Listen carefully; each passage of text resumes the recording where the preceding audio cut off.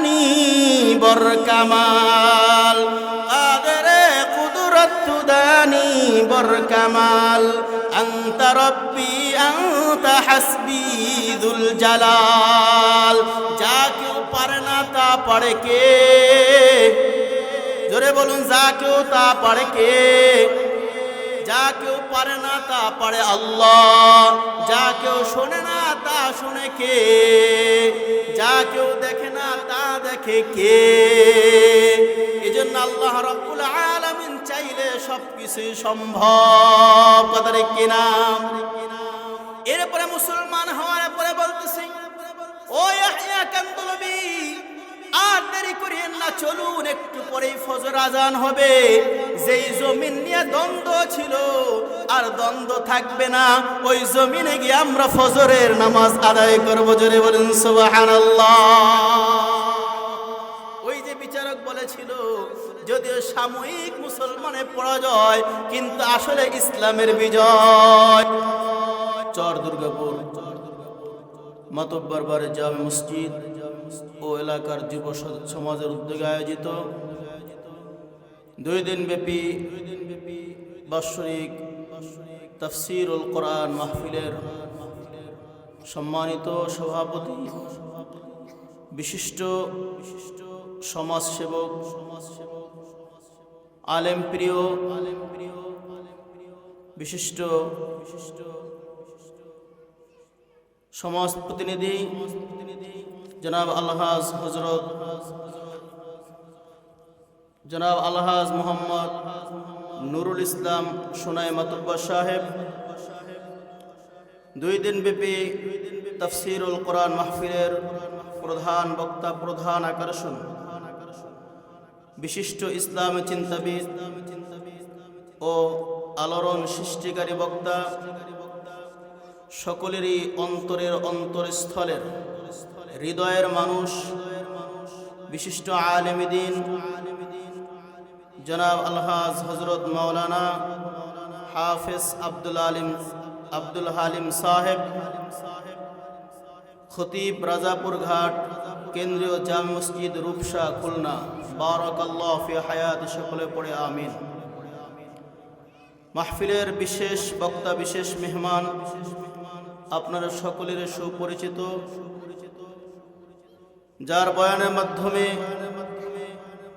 হাজার যুবক দিনের পথে চলে আসছে, যার বয়ানের মাধ্যমে সমাজ সংস্কার হচ্ছে, বিশিষ্ট আলেম দ্বীন বন্ধুবর জনাব হযরত মাওলানা রুহুল আমিন সাইফি, খতিব খুলনা বাজার কেন্দ্রীয় জামে মসজিদ ও আরবি প্রভাষক আফসারউদ্দিন ফাজিল মাদ্রাসা হিজলা বরিশাল।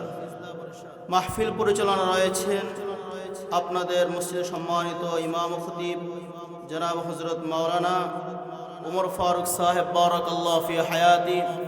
উপস্থিত মুআজ্জাজ মুকাররম সম্মানিত উলামা হযরত, তালাবায়ে আজিজ, সমুপান উপস্থিত আল্লাহ রাব্বুল আলামিনের জাকিরিন শাকিরিন বান্দাগণ, জনাব রাসূলুল্লাহ সাল্লাল্লাহু আলাইহি ওয়াসাল্লাম উম্মতগণ, পর্দার আড়ালে অবস্থানরত সম্মানিত মা ও বোনেরা, সর্বপ্রথম মহান রব্বুল আলামিনের দরবারে কালেমাত শুকর আদায় করছি, যিনি আমাদের সকলকে অত্যন্ত ভালোবেসে মহাব্বত করে প্রতিকূল আবহাওয়া, প্রচণ্ড ঠান্ডা, এর ভিতরেও ঠান্ডাকে উপেক্ষা করে আল্লাহ রাব্বুল আলামিনের প্রেম ভালোবাসা আল্লাহ পাককে পাওয়ার জন্য, আল্লাহ পরিচয় জানার জন্য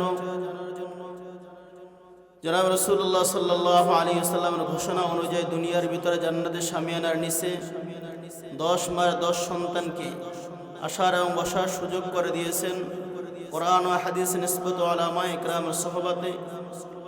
এজন্য সকলে উচ্চ কণ্ঠে এক আওয়াজে সকলে পড়ে নেই আলহামদুলিল্লাহ। এলাকায় ভালো কাজ হওয়ার পরে, ধর্মীয় অনুষ্ঠান হওয়ার পরে মানুষ 2 দলে বিভক্ত হয়। এক দল তারা খুব আনন্দিত হয়, খুশি হয়, আর একদল মানুষ তাদের গায়ের ভিতরে জ্বালা পড়া শুরু হয়ে যায়। কি আছে না? এটা সব জায়গাতেই আছে। দিনের কাজ হওয়ার পরে কিছু মানুষ কি হয়, জোরে বলুন, আনন্দ পায়, খুশি হয়, করার পরে হওয়ার পরে দেখে। আর কিছু মানুষ দিনের কাজ, ধর্মীয় কাজ হলে তাদের গায়ের ভিতরে জ্বালা পোড়া শুরু হয়ে যায়। অর্থাৎ সে পছন্দ করে না, ভালোবাসেন না, সে ভালোবাসে বিধর্মীদের কালচারকে।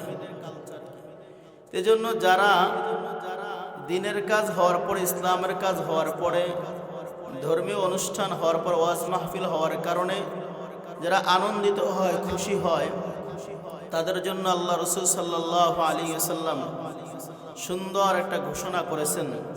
সেই ঘোষণাটা কি শুনতে আমার সবাই রাজি আছে তো ইনশাআল্লাহ? কি বলেন? قال رسول الله صلى الله عليه وسلم إذا سرتك حسنتك وساءتك سيئتك فأنت مؤمن। জোরে বলেন সুবহানাল্লাহ। বিশ্বনবী মুহাম্মদ রাসূলুল্লাহ সাল্লাল্লাহু আলাইহি ওয়াসাল্লাম ইরশাদ করেছেন, ও আমার সাহাবায়ে কেরাম, তোমাদের মাঝে এমন একটা মাপকাঠি আজকে আমি ঘোষণা করেছি, তোমরা এই মাপকাঠির মাধ্যমে বুঝতে পারবে কে জমিনের ভিতরে মুমিন আর কে মুমিন নয়।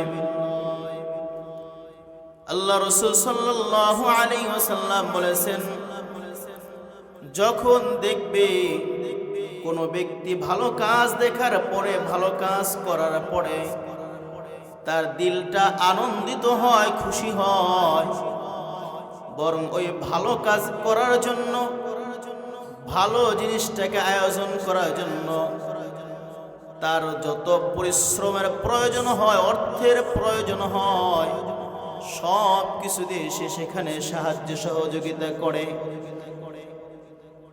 আর খারাপ কাজ হওয়ার পরে, দেখার পরে যাদের দিলের ভিতরে ব্যথিত হয়, হৃদয়ের ভিতরে ক্রন্দন শুরু হয়, ও আমার সাহাবায়ে কেরাম, এই গুণ যাদের ভিতরে পাবে, তোমরা সাক্ষী থাকো, তারাই হলো জমিনের ভিতরে প্রকৃত মুমিন। জোরে বলুন সুবহানাল্লাহ।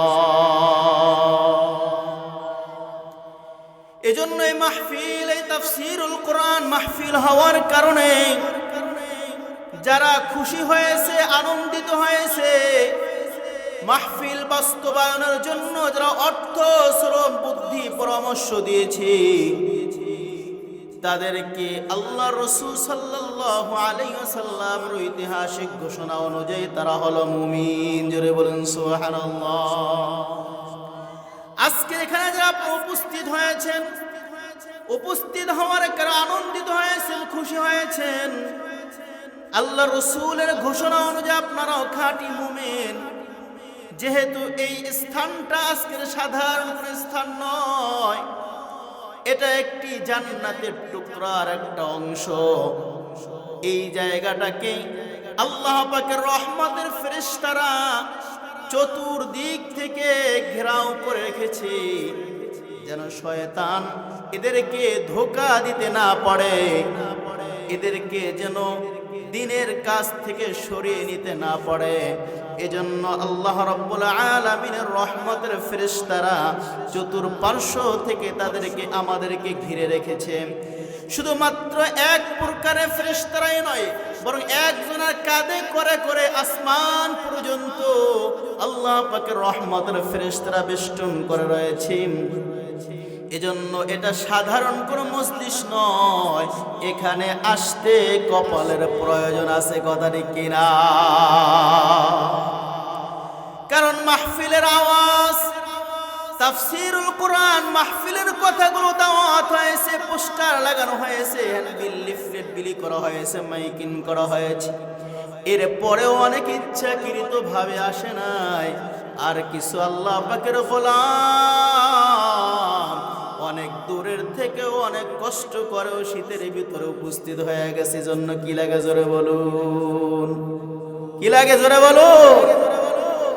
কারণ সবার ভাগ্যে ভালো কাজ হয় না। কারণ নেকির কাজ আল্লাহ পাকের রহমত নামাজ ছাড়া কেউ করতে পারে না, গুনাহ কেউ ছাড়তেও পারে না আল্লাহ পাকের রহমত ছাড়া। এজন্য আল্লাহ রাব্বুল আলামিন যাকে ভালোবাসেন, মহব্বত করেন, তাকে আল্লাহ রাব্বুল আলামিন তার মাধ্যমে দিনের কাজগুলো করা সহজ করে দেন। আর যাকে ভালোবাসেন না, মহব্বত করেন না, যার উপর রহমত নাজিল করেন না, তার মাধ্যমে দিনের কাজগুলো করা সহজ হয় না, বরং এত কঠিন, এত কঠিন। বলা হয়েছে যেরকম ভাবে একটা সাধারণ মানুষের জন্য কোনো বাহন পদ্ধতি ছাড়া আকাশে ওরা যেরকম ভাবে কঠিন, এর থেকেও কঠিন হলো দিনের উপরে তার চলা। কথা ঠিক কিনা? সমাজের ভিতরে এক শ্রেণী মানুষ আছে যাদের কাছে ধর্মীয় কথা বললে তারা আস্তে করে ঘাড় ঘুরিয়ে চলে যায়। মাদ্রাসার কথা বললো ঘাড় ঘুরে চলে যায়, মসজিদের কথা বললো ঘাড় ঘুরে চলে যায়, তাফসীরুল কোরআন মাহফিলের কথা বললো ঘাড় ঘুরিয়ে চলে যায়। আবার কিছু দুষ্ট প্রকৃতির লোক আছে, তারা উল্টো তাদের উপরে বিচ্ছিন্নভাবে একেবারে খারাপ ভাষাও ব্যবহার করে। এরকম আল্লাহ পাকের বান্দা আছে না না? যদি আল্লাহ পাকের বান্দার খাতায় তার নাম আছে ইনসান হিসেবে, কিন্তু প্রকৃতপক্ষে ওই ব্যক্তি আল্লাহ পাকের খাটে গোলাম হতে পারে নাই, কারণ তার ভিতরে দিনের সঠিক বুঝ নাই, দিনের কথাগুলো তার কাছে ভালো লাগে না। যদিও তার নাম মুসলমানের খাতায় আছে, কিন্তু কাজে কর্মে মুসলমানিত্ব প্রকাশ পায় না। কথা কি না? এজন্য ভাইয়ারা আমার, বন্ধুরা আমার, ভালো কাজ করার পরে, দেখার পরে যখনই বুঝবেন যে দিলটা আনন্দিত হয়, খুশি লাগে, তাহলেই বুঝবেন যে আল্লাহ রাব্বুল আলামিন হয়তো আমাকে মুমিনের কাতারে রেখেছেন, এজন্য আমার দিলের ভিতরে ভালো লাগে, মহব্বত লাগে। অনেক মানুষ আছে ওলামা ইকরামদেরকে দেখলে খুব আনন্দিত হয়, খুব খুশি হয়, সাথে সাথে সামনে এগিয়ে মুসাফা করে, মুআনাকা করে, এরপরে কুশল বিনিময় করে। এরকম আল্লাহ পাকের গোলাম আছে না নাই? জোরে বলেন আছে না নাই? এরকম অনেক আল্লাহ পাকের গোলাম আছে, ওলামা হযরতদেরকে দেখ খুব মহব্বত করে, ভালোবাসে। এর ভিতরে একজন হলো আপনাদের মাহফিলের সম্মানিত সভাপতি। আলহামদুলিল্লাহ, তার মাধ্যমে দিনের অনেক বড় বড় খিদমত আল্লাহ নিচ্ছেন। যেরকম ভাবে তিনি আপনাদের এলাকা, এই এলাকার সন্তান, এখানেও বাড়ি রয়েছে, কাউরিয়াতেও তার বাড়ি রয়েছে। আলহামদুলিল্লাহ, তার মাধ্যমে অনেক দিনের প্রোগ্রাম বিভিন্নভাবে আল্লাহ রাব্বুল আলামিন নিচ্ছেন, কারণ সবার মাধ্যমে দিনের কাজ আল্লাহ করান না। কথা কিনা? কার মাধ্যমে আল্লাহ করাবেন আল্লাহই ভালো জানেন। এই জন্য যাকে আল্লাহ পছন্দ করে তার মাধ্যমে দিনের কাজ করান। এজন্য আল্লাহ রাব্বুল আলামিন এই মাহফিলখানা এখানে অনুষ্ঠিত হয়েছে, অত্র এলাকার মানুষের সাহায্য, সহযোগিতা, শ্রম, বুদ্ধি, পরামর্শ, তাদের তাহাজ্জুদ, চোখের পানির মাধ্যমে। কথা কিনা? এই জন্য এটা স্থায়ীভাবে হতে পারে, এই ব্যাপারে আমাদের সকলের চিন্তা এবং ফিকির করতে হবে। কথা কিনা? ভাইয়ারা আমার, বন্ধুরা আমার, লম্বা চূড়া বক্তব্য নয়, নির্ধারিত সময় প্রধান বক্তা আসার পূর্বে যতটুকু সময় পাওয়া যায় এর ভিতরে আমি বিশ্বনবী মুহাম্মদ রাসূলুল্লাহ সাল্লাল্লাহু আলাইহি ওয়াসাল্লামের অমীয় অসংখ্য বাণীর থেকে একখানা বাণী তেলাওয়াত করেছি, কালামে পাকের থেকে কয়েকখানা আয়াতে কারিমা তেলাওয়াত করেছি। ইনশাআল্লাহ আল্লাহ যে তৌফিক দান করেন, বিশ্বনবী মুহাম্মদ রাসূলুল্লাহ সাল্লাল্লাহু আলাইহি ওয়াসাল্লামের হাদিসের ভিতরে যে কথাগুলো আছে, এই কথাগুলো আপনাদের সামনে আলোচনা রাখার ইচ্ছা রাখি। ওমা তৌফিকি ইল্লা বিল্লাহ। কারণ এই হাদিসের ভিতরে তিনটা নসিহত আছে, তিনটা নসিহত সম্পর্কে আলোচনা করব। আর এই নসিহতকে কেন্দ্র করে কোরআনে পাকের থেকে আয়াতগুলো আমি তেলাওয়াত করেছি। আল্লাহ রাসূল সাল্লাল্লাহু আলাইহি ওয়াসাল্লাম তার আদত, তার অভ্যাস ছিল, সাহাবা ইকরাম রাদিয়াল্লাহু তাআলা আনহুমদেরকে বিভিন্ন উদ্দেশ্য করে নসিহত করতেন, উপদেশ দিতেন। এবং সাহাবা ইকরাম রাদিয়াল্লাহু তাআলা আনহুম, তাদের দিলের চাহিদা ছিল, চাহাত ছিল, আগ্রহ ছিল যে আল্লাহ রসুলের কাছে গিয়ে তারা সময় দিত, বলতো ইয়া রাসূলুল্লাহ, ইয়া হাবিবাল্লাহ, আমাদের কিছু নসিহত করুন, উপদেশ দিন। যেরকম আবু মুসা আল আশআরী রাদিয়াল্লাহু তাআলা আনহু থেকে একটা হাদিস বর্ণিত আছে, এক ব্যক্তি আল্লাহ রসুলের দরবারে উপস্থিত হয়েছে। উপস্থিত হয়ে বলছে, ইয়া রাসূলুল্লাহ, ইয়া হাবিবাল্লাহ, আপনি আমাকে কিছু নসিহত করুন, তবে এই নসিহত যে করবেন না সংক্ষেপে করবেন। কি বলছে, ইয়া রাসূলুল্লাহ, আপনি নসিহত করুন, তবে নসিহতটা কি হতে হবে? সংক্ষেপে হতে হবে।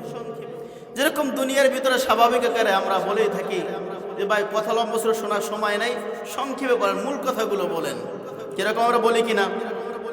ঠিক আল্লাহ রসুলের কাছে ওই সাহাবী এসে বলে, ইয়া রাসূলুল্লাহ, আমাকে সংক্ষেপে কয়েকটা নসিহত করুন।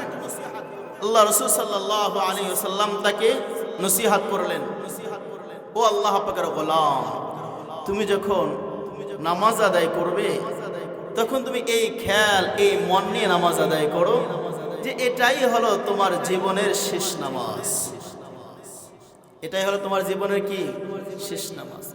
একটু ফিকির করলে, চিন্তা করলে বোঝা যায় যে একটা মানুষের ব্যাপারে হুকুম হয় যে তোমাকে আধা ঘন্টা পরে ফাঁসির কাস্টে ঝুলানো হবে, তোমাকে ফাঁসি দেওয়া হবে, তোমার শেষ ইচ্ছা কি? তখন সে বলবে, যদি মুমিন হয় সে বলবে যে আমার শেষ ইচ্ছা হলো আল্লাহ পাকের দরবারে দাঁড়ায়া 2 রাকাত নামাজ আদায় করা। তখন এই ঘোষণা হওয়ার পর ওই ব্যক্তি যে 2 রাকাত নামাজ আদায় করবে, এই নামাজটা তার কেমন হবে? কি বলেন? আর এই ঘোষণা ছাড়া যদি কোনো মানুষ নামাজ পড়ে, এই 2 নামাজের মধ্যে কি অনেক পার্থক্য হয় না? অনেক পার্থক্য হবে। ঠিক আল্লাহ রসুল বলেছেন, ও সাহাবী, তুমি যে নামাজ আদায় করবে ঠিক এমন ভাবে আদায় করো যে এটাই তোমার জীবনের সর্বশেষ নামাজ, এরপর সুযোগ পাবে। তাহলে অবশ্যই তার নামাজটা আল্লাহ রসুলের তরিকা অনুযায়ী হতো। কিন্তু বর্তমানে আমরা দেখি যে মানুষ নামাজ আদায় করছে, রুকু থেকে সোজা হয়ে দাঁড়ায় না, এক সেজদা থেকে উঠে সোজা হয়ে বসে না, সেজদার জায়গা হাত থাকে, শুধু মাথা উঠে আবার সেজদায় যায়। কি এরকম আছে না? এত ব্যস্ততা, এত তাড়াহুড়াতে তার সুযোগ হয় না সঠিকভাবে নামাজ আদায় করা। কিন্তু অথচ এই 2 জায়গায় 2টা ওয়াজিব ছুটে যাচ্ছে। এটা তো একদিন আর 2 দিন নয়, প্রত্যেক ওয়াক্তে ছুটে যাচ্ছে। আর ওয়াজিব যদি ইচ্ছাকৃত হবে কেউ ছেড়ে দেয়, তাহলে তার নামাজ কি হয়? কেউ ওলামা হযরতের কাছ থেকে শুনছেন, নামাজ হয় না, নামাজ দৌড়ায় পড়তে হয়। অনিচ্ছায় দিলে সাজদায় সাহু করলে তার নামাজ সংশোধন হয়। কিন্তু এই যে আল্লাহ পাকের বান্দা গোলামগুলো রীতিমতো ভাবে করছে, তার এটা কি ইচ্ছা হচ্ছে না অনিচ্ছা হচ্ছে? জোরে বলুন, ইচ্ছা হচ্ছে। তাহলে তার নামাজের অবস্থাটা কেমন হচ্ছে? এজন্য চিন্তা এবং ফিকির করা দরকার।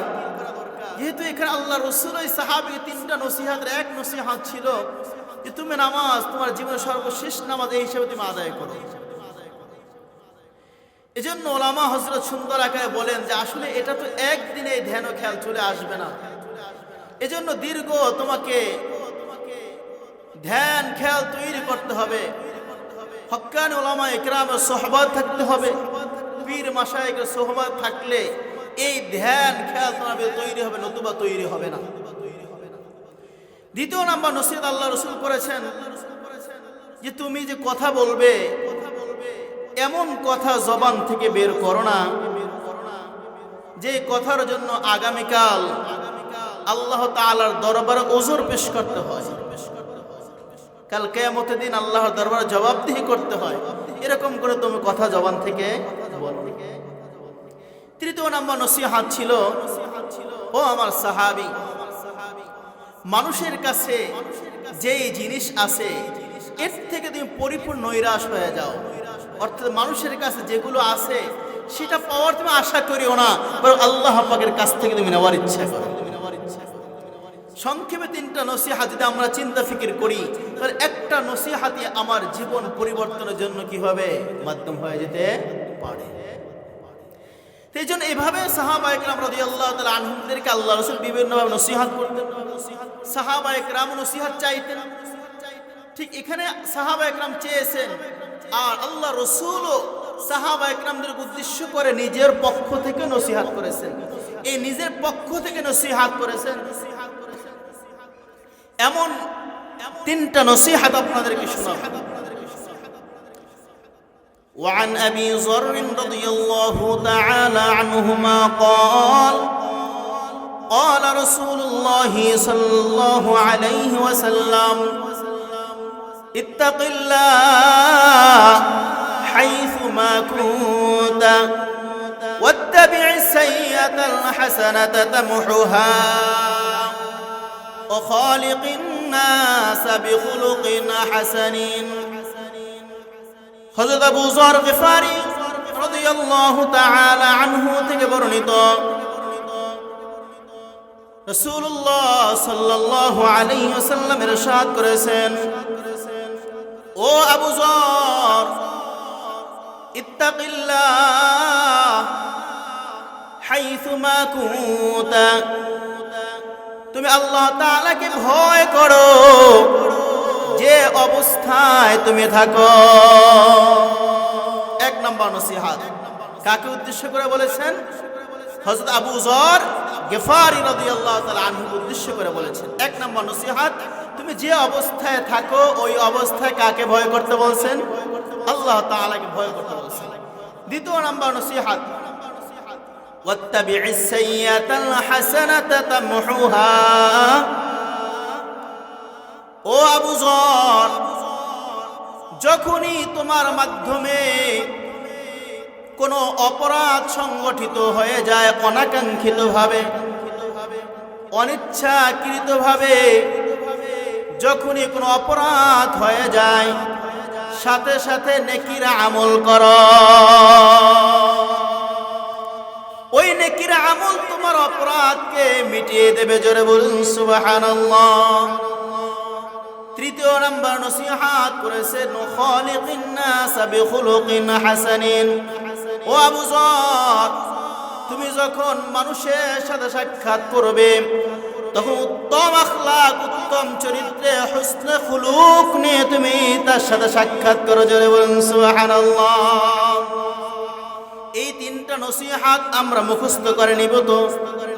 কি মুখস্থ করতে রাজি সবাই? এক নাম্বার, যে অবস্থায় থাকবো ওই অবস্থায় কাকে ভয় করবো? জোরে বলুন।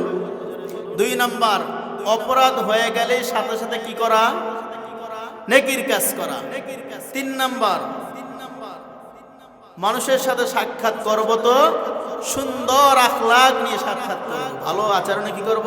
সাক্ষাৎ করব। আল্লাহ রাব্বুল আলামিন যেন আমাদের সকলকে আমল করার তৌফিক দান করেন, সকল পড়ে আমিন। এখন এক নাম্বার নসিহত ছিল তাকওয়া, আল্লাহকে ভয় করা। তাকওয়া শব্দের অর্থ হলো ভয় আর হলো বিরত থাকা। তাকওয়া শব্দের অর্থ হলো ভয়, বিরত থাকা। যদি ভয় চলে আসে তাহলে বিরত থাকা অটোমেটিক তার ভিতরে চলে আসে।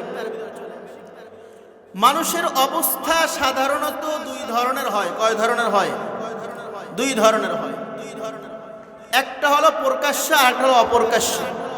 একটা দিনের আলোয় আর একটা রাতের অন্ধকারে। এই উভয় অবস্থায় যদি কেউ আল্লাহ তাআলাকে ভয় করে তাহলে তার ভিতরে পরিপূর্ণ তাকওয়া এসেছে বলে বোঝা যাবে।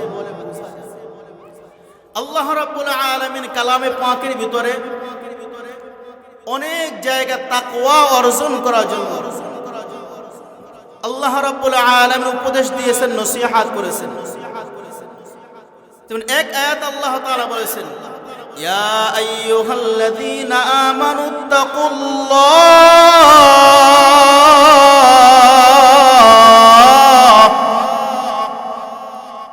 ওয়া কুলু কওলান সাদীদা। আল্লাহ রাব্বুল আলামিন বলেছেন, ও মুমিনগণ, তোমরা, তাদের ক্ষমতা যখন হয় তখন তারা দখল করে, আমাদের ক্ষমতা আসলে আমরা আবার দখল করে নেই। এটা সঠিক একটা ফয়সালা আপনি করে দেন, যাদের পক্ষে করে দিবেন ওটাই আমরা মেনে নিব, দ্বন্দ্ব আমরা চাই না। বিচারক বলতেছেন, তোমাদের এই দ্বন্দ্ব নিরসন করার জন্য কাগজপত্রের প্রয়োজন। যেহেতু সরকারি জমিন, খাস জমিন, কাগজপত্র উভয়ের কাছেই সমান আছে, গ্রহণযোগ্য দেখ। তবে এটা সবচেয়ে গ্রহণযোগ্য কাগজ হলো, গ্যারান্টি হলো, যদি ওই এলাকার সবচেয়ে বয়োজ্যেষ্ঠ বৃদ্ধ মানুষ যদি কেউ থাকে, তোমরা তাকে নিয়ে আসো, তার সাক্ষীর মাধ্যমে এটার ফয়সালা হবে, নতুবা ফয়সালা কোনো করার পদ্ধতি নাই।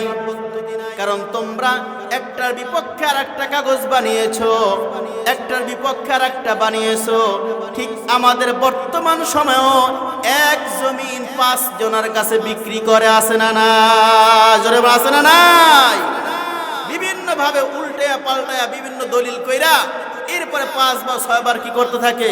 বিক্রি করতে থাকে। এরকম ধোঁকাবাজ সমাজ আছে না নাই? অনেক ধোঁকাবাজ আছে। এই ধোঁকাবাজে ইসলামের ভিতরে তাদের কোনো জায়গা নাই, তাদের ধর্মীয় কোনো পরিচয় নাই, তার একটাই পরিচয়, তারা হলো ধোঁকাবাজ, ধান্দাবাজ। কথা ঠিক কিনা ভাইরা আমার, বন্ধুরা আমার? এরপর সবাই এলাকার ভিতরে খোঁজা শুরু করেছে, সবচেয়ে বৃদ্ধ লোক কে আছে। খুঁজতে খুঁজতে পেয়েছে হযরত মাওলানা আল্লামা ইয়াহইয়া কান্দলবী রাহমাতুল্লাহি আলাইহি। ইয়াহইয়া কান্দলবী রাহমাতুল্লাহি আলাইহি পরে মুসলমানরা অত্যন্ত খুশি হয়েছে, দিলটা আনন্দিত হয়েছে। কারণ মুসলমানের পক্ষে একজন মুসলমান সাক্ষী পাওয়া গেছে। হিন্দুদের ভিতরে অনেকেই বেজার হয়েছে, কারণ সাক্ষী হলো মুসলমান, সে তো অবশ্যই মুসলমানের পক্ষে সাক্ষী দিয়ে জমিনটা মুসলমানের জন্য চিরস্থায়ী ফয়সালা করে নিবে। সুতরাং তারা খুব বেজার হয়েছে। কিন্তু হিন্দুদের ভিতরেও যারা পুরানো, তারা আল্লাহ রসুলের আদর্শ সম্পর্কে কিছু জানে, তার ভিতর থেকে একজন বলতেছে, আরে তোমরা টেনশন করিও না, ইয়াহইয়া কান্দলবী সে তো আল্লাহ রসুল একজন আশিক, একজন পেয়ারা উম্মত, সে কখনো বিচারকের সামনে দাঁড়ায় মিথ্যা বলবে না। একটা হিন্দু হওয়ার পরেও তার ভিতরে এত দৃঢ় বিশ্বাস, আস্থা ছিল, মুসলমান কখনো মিথ্যা বলতে পারে না। কিন্তু বর্তমান সময় আমরা দেখেছি ওলামা হযরতের কথাগুলো মানুষ মানতে চায় না, তাদের কথাগুলো বিশ্বাস করতে চায় না। তারা বলে ওলামা হযরতের ভাগে কম পড়ছে। জোরে বলুন নাউজুবিল্লাহ। আপনারা অনেকেই জানেন দাওয়াত তাবলীগের ভিতরে যে গন্ডগোল চলতেছে, সমস্যা চলতেছে। এই সমস্যার ভিতরে এক দল হলো উলামায়ে কেরাম, আর এক দল হলো সাধারণ মানুষ। কথা ঠিক কিনা? এই সাধারণ মানুষ তারা উলামা হযরতের কাছ থেকে বিচ্ছিন্ন হচ্ছে, তাদেরকে পছন্দ করছেন না, ভালোবাসছেন না। আরে ভাই, তোমরা তো উলামা হযরতের দিলের কথাগুলো বুঝতে চেষ্টা করো না। উলামা হযরত তো দিলে অত্যন্ত মায়া নিয়ে, মুহাব্বত নিয়ে, প্রেম নিয়ে তোমাদেরকে বোঝানোর চেষ্টা করছে, তোমরা কেন বুঝছো না?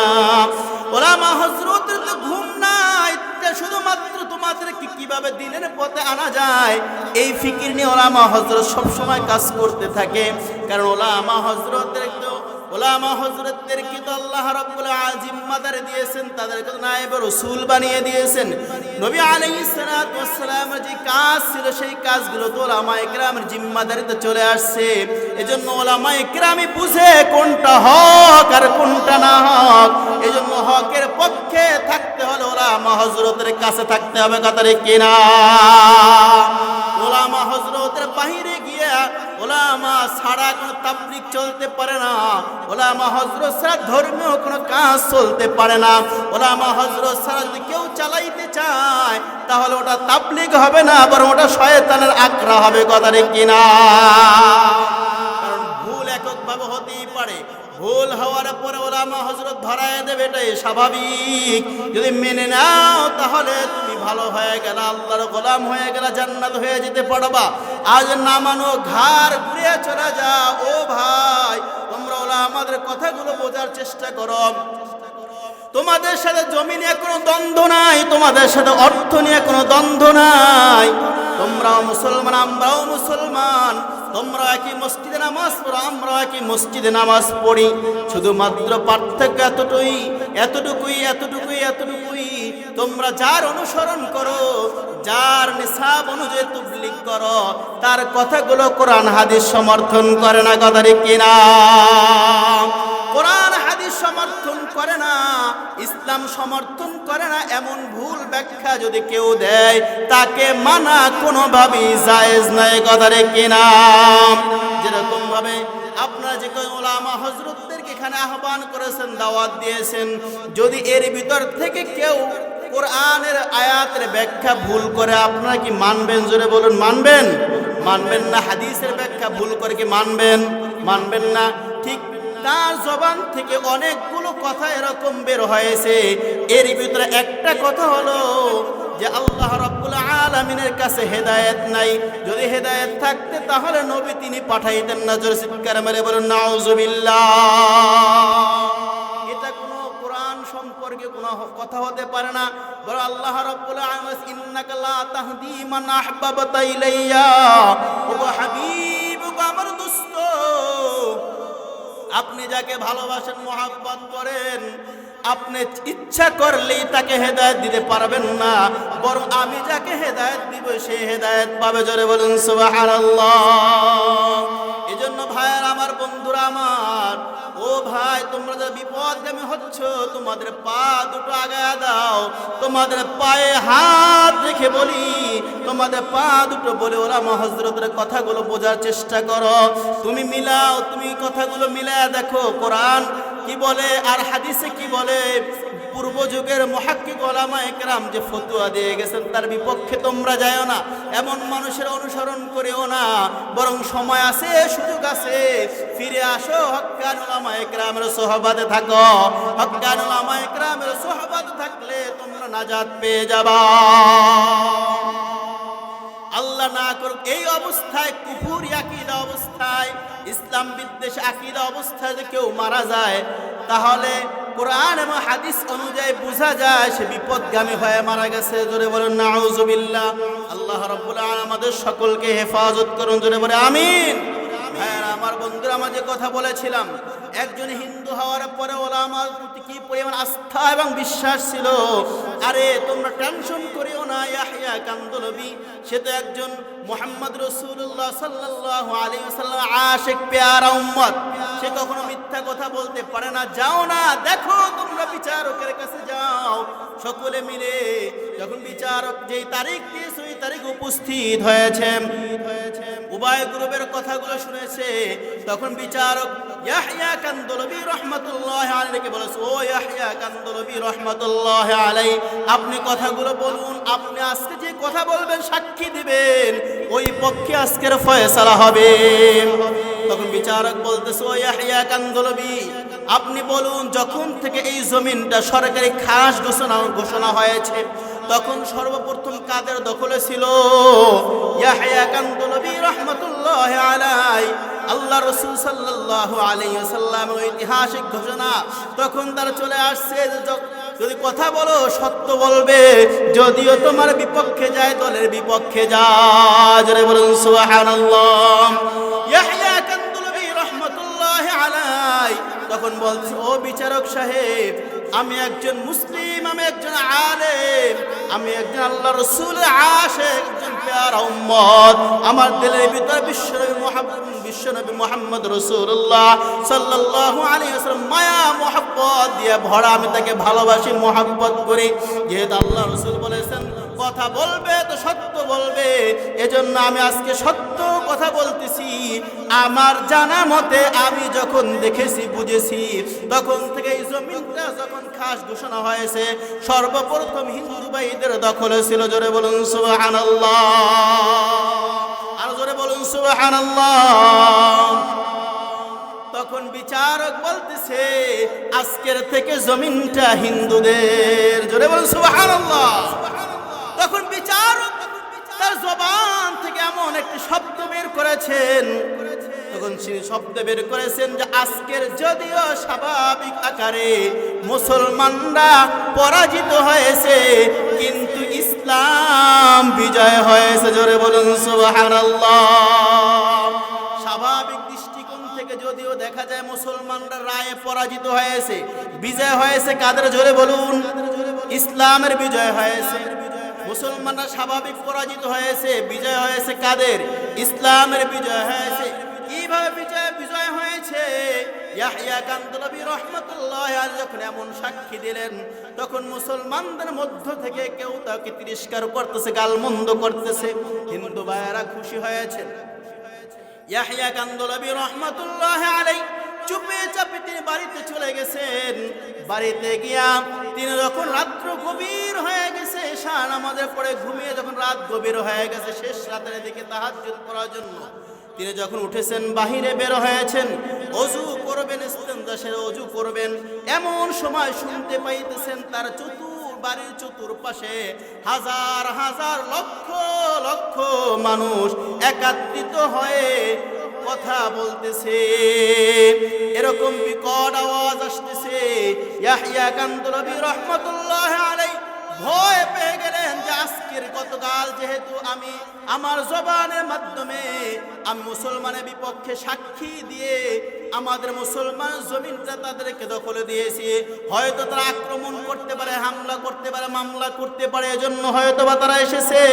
ইয়াহইয়া কান্দলবী রাহমাতুল্লাহি আলাইহি একটু দূর থেকে ডাক দিয়ে বলতেছে, ও ভাই তোমরা কারা এখানে এসেছো, এত লোক কেন জমায়েত হয়েছো? তখন ওই লোকেরা ডাক দিয়া বলতেছে, ও হুজুর আমরা আর কেউ নয়, আমরা হইলাম হিন্দু ভাইয়েরা। তখন ইয়াহইয়া কান্দলবী রাহমাতুল্লাহি আলাইহি বলতেছেন, ও ভাই তোমরা কেন এখানে জমায়েত হয়েছো? গতকাল তোমাদের জন্য আমি সাক্ষী দিয়া জমিন তো বুঝিয়ে দিয়েছি, আবার কেন আমার বাড়ির চতুর্পাশে এসেছো, কারণটাকে বলো।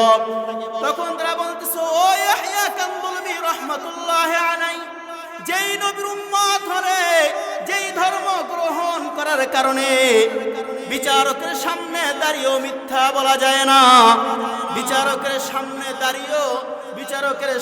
দাঁড়িয়েও মিথ্যা বলা যায় না, দলের বিপক্ষে সাক্ষী দেওয়ার ক্ষেত্রেও কোনো কার্পণ্যতা করা হয় না, এমন দলে আমরা প্রবেশ করতে চাই। সুতরাং আপনি আর দেরি করিয়েন না, আমাদেরকে পড়ায়া দেন লা ইলাহা ইল্লাল্লাহু মুহাম্মাদুর রাসূলুল্লাহ। জোরে বলুন সুবহানাল্লাহ। ইয়াহইয়া কান্দলবী রাহমাতুল্লাহি আলাইহির হাতে ভোর রাত্রে ওই সময় হাজার হাজার লক্ষ লক্ষ হিন্দুরা মুসলমান হয়ে গেছে। জোরে বলুন সুবহানাল্লাহ। কাদের কুদরত দানি বরকামাল, কাদের কুদরত দানি বরকামাল, আনতা রব্বি আনতা হাসবি যুল জালাল। যা কেউ পারে না তা পারে কে? জোরে বলুন, যা কেউ তা পারে কে? যা কেউ পারে না তা পারে আল্লাহ। যা কেউ শোনে না তা শুনে কে? যা কেউ দেখে না তা দেখে কে? এজন্য আল্লাহ রাব্বুল আলামিন চাইলে সবকিছুই সম্ভব। কথা ঠিক কিনা? এরপরে মুসলমান হওয়ার পরে বলতেছি, ও ইয়াহইয়া কান্দলবী আর দেরি করিয়েন না, চলুন একটু পরেই ফজর আজান হবে। যেই জমিন নিয়ে দ্বন্দ্ব ছিল আর দ্বন্দ্ব থাকবে না, ওই জমিনে গিয়ে আমরা ফজরের নামাজ আদায় করব। জোরে বলুন সুবহানাল্লাহ। ওই যে বিচারক বলেছিল যদিও সাময়িক মুসলমানের পরাজয়, কিন্তু আসলে ইসলামের বিজয়। এজন্য আসিদুকু ইউনজি, সত্য বলবো, সত্য অবশ্যই মুক্তির ব্যবস্থা করে দেয়, আর মিথ্যা মানুষকে ধ্বংস করে দেয়। একটা মিথ্যা কথা বললে ওই মিথ্যাকে সত্য বানানোর জন্য কমপক্ষে আর 10টা মিথ্যা বলতে হয়। কথা ঠিক কিনা? এই জন্য মিথ্যার আশ্রয় গ্রহণ করবো না, সত্যের আশ্রয় গ্রহণ করবো। এ নসিহত আল্লাহ রাব্বুল বলেন, ইয়া আইয়ুহাল্লাযীনা আমানুত্তাকুল্লাহ, ও মুমিনগণ তোমরা আল্লাহ তাআলাকে ভয় করো, আর কথা বলো তো সত্য কথা বলো। অপরাধী আল্লাহ তাআলা বলেছেন, ইয়া আইয়ুহাল্লাযীনা আমানুত্তাকুল্লাহ, ও আমার গোলাম, ও আমার বান্দা বান্দি, তোমরা আল্লাহ তাআলাকে ভয় করো। ওয়াল তানজুর নাফসুম মা কদ্দামাত লিগাদিন ওয়াত্তাকুল্লাহ। আল্লাহ তাআলা বলেন যে তোমরা আগামী কালের জন্য আমল করো, ফিকির করো, চিন্তা করো, ফিকির করো আগামী কালের জন্য। আগামী কালের উদ্দেশ্য কি? আল কিয়ামত, কিয়ামত উদ্দেশ্য। আর কিয়ামত কখন হবে?